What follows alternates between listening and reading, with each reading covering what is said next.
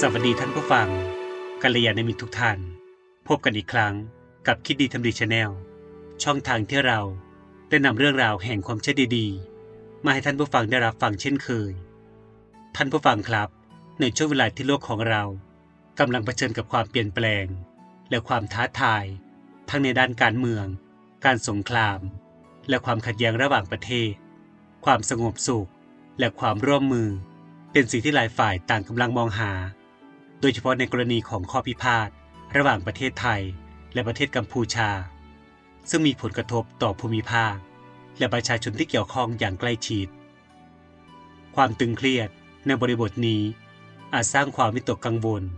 และทำให้เกิดการแบ่งแยกในสังคมและประเทศหากเราไม่รู้จักที่จะใช้สติปัญญาและการเข้าใจซึ่งกันและกันในการหาทางออกท่ามกลางการต่อสู้และข้อขัดแย้งทางการทูตในระหว่างประเทศ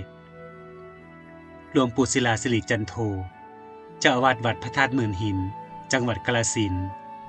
ท่านได้ออกมาเตือนสติผู้คนทั้งภาครัฐและประชาชนในเรื่องสำคัญที่มักจะถูกมองข้ามเมื่อเกิดความขัดแย้งในสังคมนั่นคือการแก้ปัญหาด้วยสันติวิธีการใช้เหตุผลและสติปัญญามากกว่าการเลือกใช้ความรุนแรงการปลดปล่อยความเกลียดชังที่อาจฝังลึกในใจของผู้คนให้หมดไปและการรักษาความสัมพันธ์ระหว่างประเทศที่มีความสำคัญไม่เพียงแค่ในระดับชาติแต่ยังเป็นสิ่งที่ส่งผลต่อสันติสุขของภูมิภาคและโลกโดยรวมหลวงปู่ศิลาได้นำเอาหลักธรรมของพระพุทธศาสนาซึ่งสอนให้เราเรียนรู้ที่จะอยู่ร่วมกันด้วยความเข้าใจและความเมตตามาเป็นแนวทางในการแก้ปัญหาที่เกิดขึ้นในความขัดแย้งระหว่างสองประเทศท่านเน้นย้ำว่าการปกป้องอธิปไตยและผลประโยชน์ของชาติ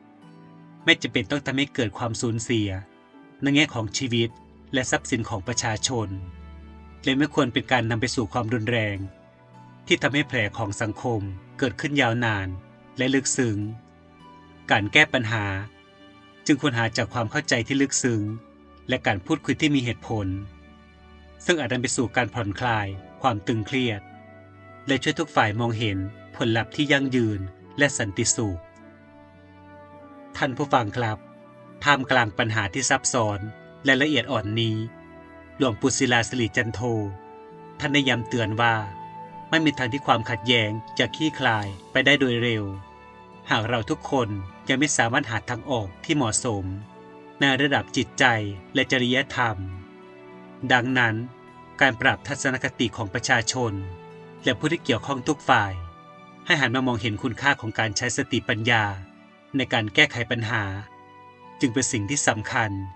ที่ไม่เพียงแต่ช่วยสร้างสันติสุขระหว่างชาติเท่านั้นแต่ยังสร้างความเข้มแข็งและความร่วมมือในระดับสังคมด้วยหลวงปู่ศิลาไม่ได้เพียงแต่เตือนสติในเรื่องของการใช้สันติวิธีเท่านั้นท่านยังแสดงให้เห็นถึงความสำคัญของการรักษาความสัมพันธ์ระหว่างประเทศและการหาทางออกที่ไม่สร้างความแตกแยกไม่สร้างความเจ็บปวดหรือความเสียหายแต่เป็นการมองไปข้างหน้าด้วยการมองโลกในแง่ดีพร้อมที่จะช่วยเหลือและสนับสนุนกันในยามที่เราต้องเผชิญหน้ากับอุปสรรคต่างๆท่านมองว่าความรักชาติไม่จำเป็นต้องมาจากการทำร้ายชาติอื่นแต่คือการสร้างสรรค์และช่วยเหลือเพื่อให้บ้านเมืองของเราและของเพื่อนบ้านเจริญรุ่งเรืองไปพร้อมกัน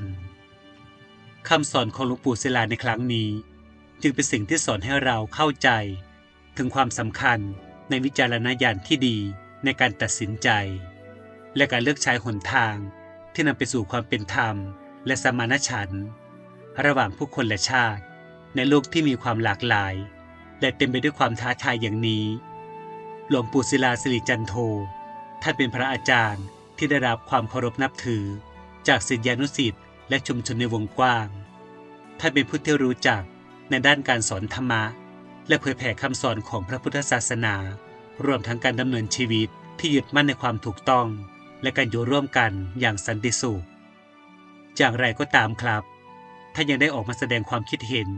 เกี่ยวกับข้อพิพาทระหว่างไทยและกัมพูชาซึ่งเป็นประเด็นที่มีความละเอียดอ่อน และได้รับความสนใจจากทั้งภายในและต่างประเทศในช่วงที่เกิดความตึงเครียดเกี่ยวกับข้อพิพาทชายแดนระหว่างประเทศไทยและกัมพูชาหลวงปู่ศิลาก็ได้เตือนสติประชาชนและฝ่ายต่างๆที่เกี่ยวข้องเกี่ยวกับการแก้ปัญหาด้วยสันติวิธีโดยไม่ให้เกิดความรุนแรงหรือการใช้กำลังท่านได้กล่าวว่าการแก้ปัญหาต้องเริ่มต้นจากความเข้าใจและความเคารพซึ่งกันและกันท่านย้ำว่าในฐานะของประชาชนทุกคนควรมีความเข้าใจที่ลึกซึ้งในเรื่องของการแบ่งแยกดินแดนและความสัมพันธ์ระหว่างประเทศการเคารพสิทธิ์ของกันและกันเป็นสิ่งที่สำคัญทุกฝ่ายต้องร่วมมือกันในการปฏิบัติอย่างเป็นธรรมและมีสติหลวงปู่ศิลาได้เตือนว่าความขัดแย้งที่เกิดขึ้นระหว่างประเทศนั้น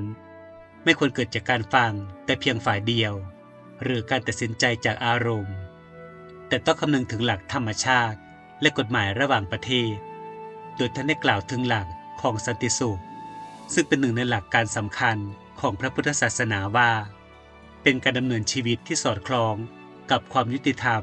และความเมตตากรุณาซึ่งควรเป็นหลักในการแก้ปัญหาทุกประเภทไม่ว่าจะเป็นการเมืองหรือการทะเลาะวิวาททางด้านดินแดนนอกจากนี้แล้วหลวงปู่ศิลา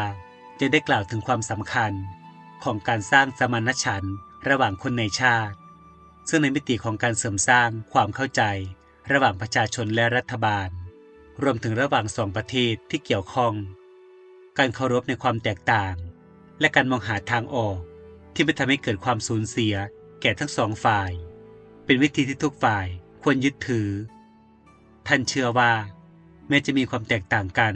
ทางด้านประวัติศาสตร์หรือสิ่งต่างๆแต่หากเราสามารถสร้างพื้นที่ให้กันและกัน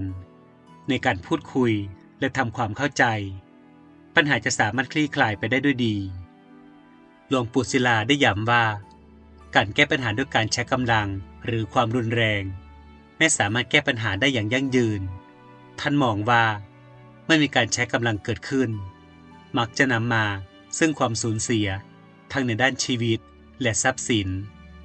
ซึ่งไม่เพียงแค่ทำให้เกิดความทุกข์แก่ผู้คนแต่ยังสร้างบาดแผลที่ยากจะสมานได้ในระยะยาวท่านจึงขอให้ประชาชนทุกคนหันมาใช้สติปัญญาในการตัดสินใจพร้อมทั้งส่งเสริมให้ภาครัฐทั้งสองฝ่ายมานั่งโต๊ะเจรจาหาทางออกที่ดีที่สุดครับหลวงปู่ศิลาไม่เพียงแต่เตือนในเรื่องของการใช้สันติวิธีในการแก้ปัญหา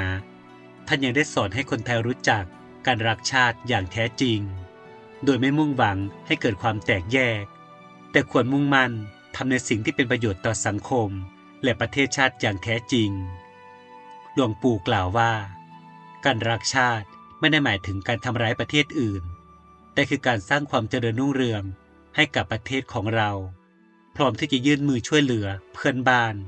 เพื่อความสงบสุขร่วมกันท่านยังได้เตือนว่าประชาชนควรหลีกเลี่ยงการปล่อยข่าวสาร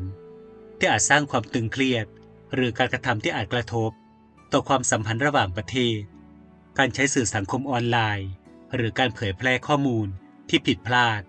ในเวลาที่มีความตึงเครียดอาจทำให้สถานการณ์ยิ่งบานปลายดังนั้นจึงควรมีการเผยแพร่ข้อมูลที่ถูกต้องและสอดคล้องกับข้อเท็จจริงเท่านั้นท่านผู้ฟังครับในท้ายที่สุดหลวงปู่ศิลาได้ฝากคำแนะนำถึงรัฐบาลและประชาชนว่าการหาทางออกจากข้อพิพาทนั้นจำเป็นต้องยึดมั่นในหลักธรรมที่สอนให้มีความยุติธรรมและความเข้าใจซึ่งกันและกันความสงบสุขและความเจริญรุ่งเรืองจะเกิดขึ้นได้ในสังคมที่ผู้คนให้ความสำคัญกับการร่วมมือกันสร้างสันติสุขแม้จะเผชิญกับปัญหาหรือความขัดแย้งในระดับต่างๆก็ตามท่านผู้ฟังครับหลวงปู่ศิลาสิริจันโทถือเป็นตัวอย่างของการใช้สติปัญญาและความเมตตาในการเผชิญกับปัญหาซึ่งท่านเชื่อว่าหากทุกฝ่ายสามารถหาทางออกด้วยความเข้าใจและสันติวิธีทุกปัญหาจะสามารถคลี่คลายไปในทางที่ดีได้โดยไม่ต้องสูญเสีย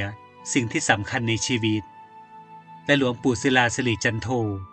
จึงเป็นแบบอย่างที่ดีทั้งในด้านการช่วยเหลือ บริจาคและการสนับสนุนโดยท่านได้มอบบริจาคให้มท.ภาค 2สร้างที่พักในฐานตามแนวชายแดนในการดูแลประเทศชาติซึ่งมีข่าวรายงานว่าหลวงปู่ศิลาสิริจันโทพร้อมด้วยคณะศิษย์และมูลนิธิธรรมอุทยานได้มอบเงินบริจาคจำนวน 2,17,860 บาทและข้าวสารจำนวน 1,500 กิโลกรัมให้กับกองทัพภาคที่ 2ซึ่งเป็นการสนับสนุนการทำงานของกองกำลังทหารชายแดนในการสร้างที่พักในฐานทัพตามแนวชายแดนเพื่อเสริมสร้างความมั่นคงให้กับประเทศชาติและชุมชนในพื้นที่ที่มีความเสี่ยงทางการทหารและภัยคุกคามต่างๆซึ่งการบริจาคครั้งนี้นับว่ามีความสำคัญเป็นอย่างยิ่งในการสนับสนุนการดำเนินงานของกองทัพภาคที่ 2ในการพัฒนาคุณภาพชีวิตของทหารที่ประจำอยู่ตามแนวชายแดนรวมทั้งเสริมสร้างสภาพแวดล้อมในการทำงานของกองกำลัง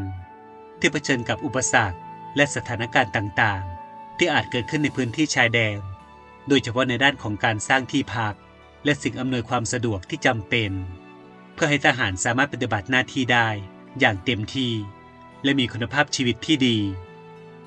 พลโทบุญเสนพาดกลางแม่ทัพภาคที่ 2เป็นผู้รับมอบบริจาคจากหลวงปู่ศิลาในครั้งนี้โดยท่านได้กล่าวขอบคุณในนามของกองทัพภาคที่ 2สำหรับการสนับสนุนที่สำคัญและยืนยันว่าเงินบริจาคและข้าวสารจะนำไปใช้ให้เกิดประโยชน์สูงสุดในการพัฒนาความเป็นอยู่ของทหารชายแดนที่ต้องปฏิบัติหน้าที่ในพื้นที่เสี่ยงภัยการบริจาคในครั้งนี้จึงไม่เพียงแต่สร้างความสุขให้กับเจ้าหน้าที่ทหารเท่านั้นแต่ยังสะท้อนถึงความเอื้อเฟื้อและความรักชาติของผู้ที่มีจิตสำนึกในการร่วมสนับสนุนการปกป้องประเทศชาติจากภัยคุกคามที่อาจเกิดขึ้นครับนอกจากนี้หลวงปู่ศิลาและคณะศิษย์ยังได้กล่าวถึงความสำคัญของการดูแลทหารชายแดนซึ่งไม่เพียงแค่เป็นการรักษาความปลอดภัยของประเทศแต่ยังเป็นการแสดงออกถึงความรักและความสามัคคีระหว่างประชาชนกับกองทัพในการร่วมการรักษาเอกราชและอธิปไตยของชาติไทยการร่วมมือกันในครั้งนี้จึงถือเป็นการเสริมสร้างความแข็งแรงให้กับสังคมและประเทศชาติในอนาคตโดยเฉพาะในช่วงเวลาที่ประเทศกำลังเผชิญกับความท้าทายต่างๆทั้งจากภัยคุกคามภายนอกและปัญหาภายในการสนับสนุนจากภาคประชาชนและองค์กรต่างๆจึงมีความสำคัญอย่างยิ่งในการเสริมสร้างความมั่นคงและความเป็นหนึ่งเดียวของชาติการบริจาคเงินและข้าวสารในครั้งนี้ไม่เพียงแต่สะท้อนถึงจิตใจที่ดีงามของหลวงปู่ศิลาและผู้ร่วมบริจาคแต่ยังเป็นการสร้างความมั่นใจให้กับเจ้าหน้าที่ทหารว่าพวกเขาไม่ได้อยู่คนเดียวในช่วงเวลาที่ต้องเผชิญกับความยากลำบากการมอบบริจาคในครั้งนี้จึงเป็นตัวอย่างที่ดีในการสร้างความร่วมมือระหว่างภาครัฐและประชาชนในการสร้างสรรค์สังคมที่ดีขึ้นและเป็นการแสดงออกถึงความรับผิดชอบร่วมกันในการดูแลและการป้องกันประเทศชาติอย่างแท้จริง